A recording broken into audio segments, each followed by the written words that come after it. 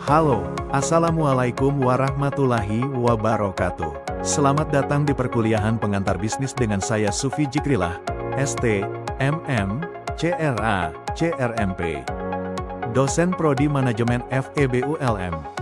Kali ini kita akan membahas tentang merencanakan bisnis. Selamat menyaksikan. Tujuan pembelajaran. Yang pertama, yaitu memahami pentingnya perencanaan bisnis, menjelaskan elemen utama dalam rencana bisnis. Selanjutnya, mengidentifikasi manfaat dan tantangan dalam menyusun rencana bisnis, serta menganalisis contoh nyata dalam perencanaan bisnis. Nah, mengapa dalam merencanakan bisnis itu sangat penting? Karena, yang pertama yaitu untuk memberikan arah dan tujuan yang jelas. Kedua, menjadi pedoman dalam pengambilan keputusan. Selanjutnya, untuk membantu menarik investor dan pendanaan. Dan yang terakhir, untuk mengantisipasi resiko dan peluang.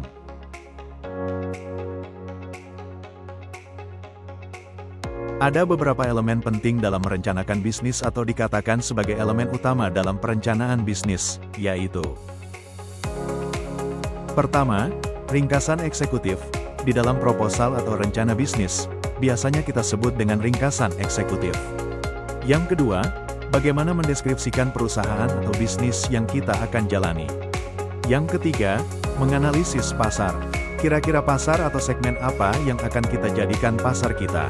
Selanjutnya yang keempat yaitu, struktur organisasi dan manajemen dari bisnis kita. Dan kelima adalah produk atau jasa, yang akan kita jual, atau yang akan kita tawarkan ke pasar. 6. Bagaimana strategi pemasarannya dalam bisnisnya. Lalu 7. Bagaimana rencana operasional yang harus kita jalankan serta terakhir ke-8. Keuangannya, atau proyeksi keuangan ke depan.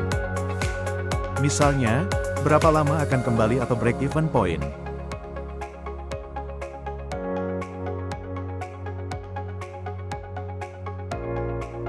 Elemen utama rencana bisnis yang pertama yaitu, ringkasan eksekutif.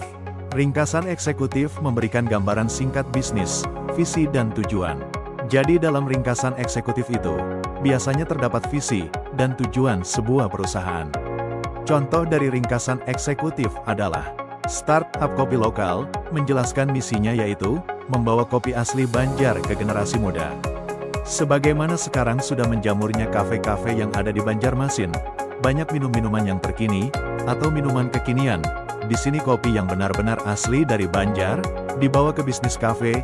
Bagaimana kopi yang benar-benar asli dari Banjar itu bisa masuk ke dalam generasi muda, yang di situ bisa kita lihat kopi Banjar dapat berkolaborasi dalam minuman-minuman kekinian lainnya. Selanjutnya elemen utama rencana bisnis yang kedua adalah deskripsi perusahaan.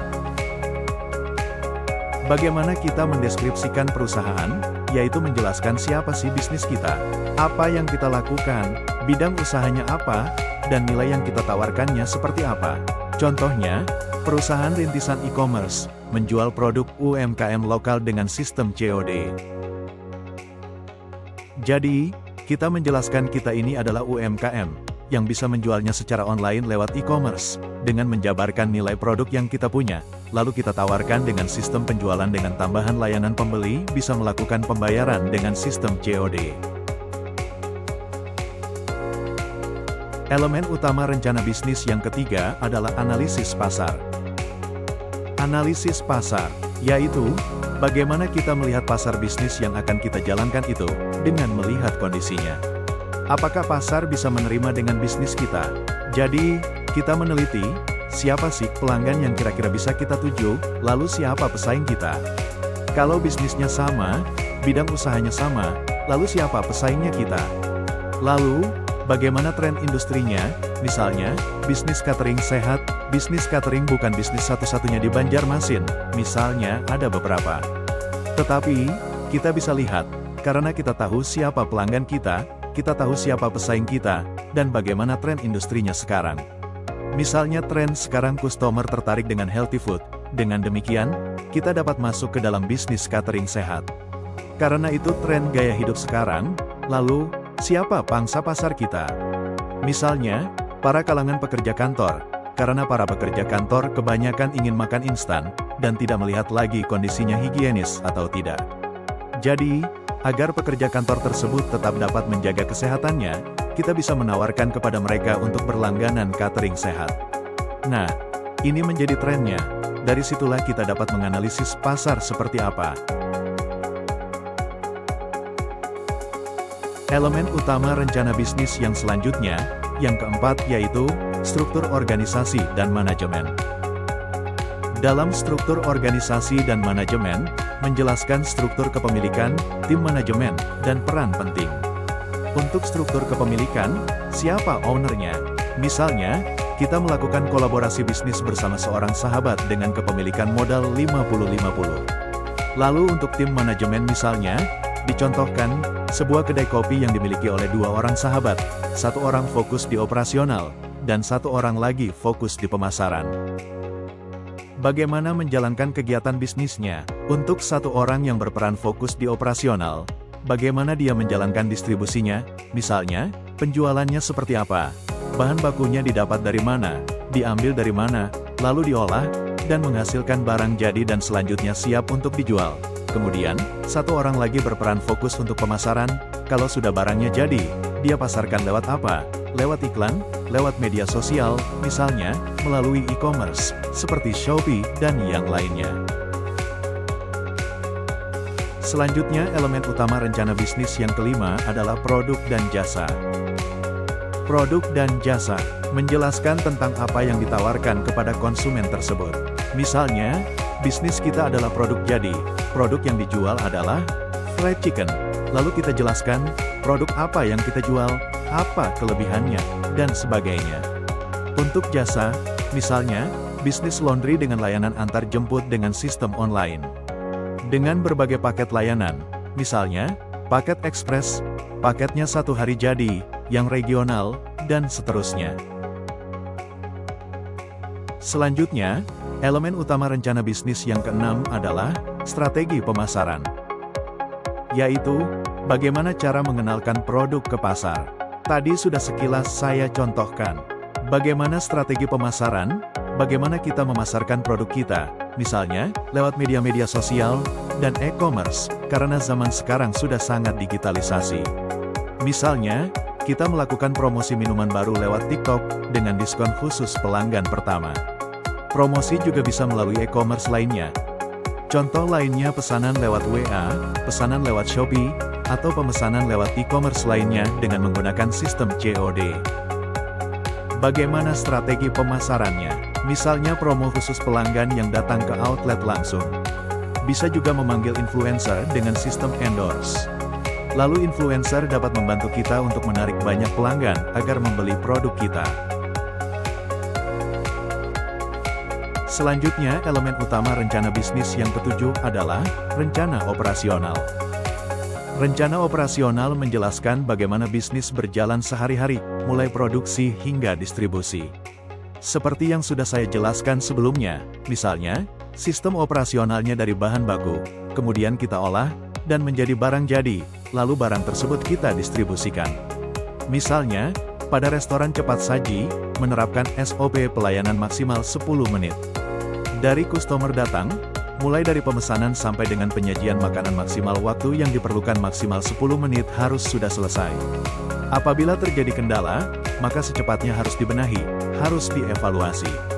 Kira-kira pelayanannya seperti apa? Apakah sesuai dengan SOP atau tidak? Elemen utama rencana bisnis yang terakhir yang kedelapan adalah proyeksi keuangan. Dalam menjalankan bisnis, kita harus tahu berapa pendapatannya, berapa biayanya, berapa labanya, dan berapa kebutuhan modalnya. Misalnya, startup teknologi memprediksi modal yang diperlukan dari 500 juta dengan break-even point atau kembali modalnya dalam waktu 18 bulan. Dapat kita ketahui, dari proyeksi keuangannya, dilihat dari laporan keuangan, berapa pendapatan yang kita dapatkan. Dapat juga dilihat dari laporan laba rugi. Berapa HPP-nya, berapa biaya-biaya yang kita keluarkan, yang akhirnya kita dapat mengetahui laba yang kita peroleh. Perhitungan labanya didapat dari pendapatan dikurangi dengan biaya-biaya yang lainnya. Apakah laba itu bisa kita jadikan lagi sebagai modal?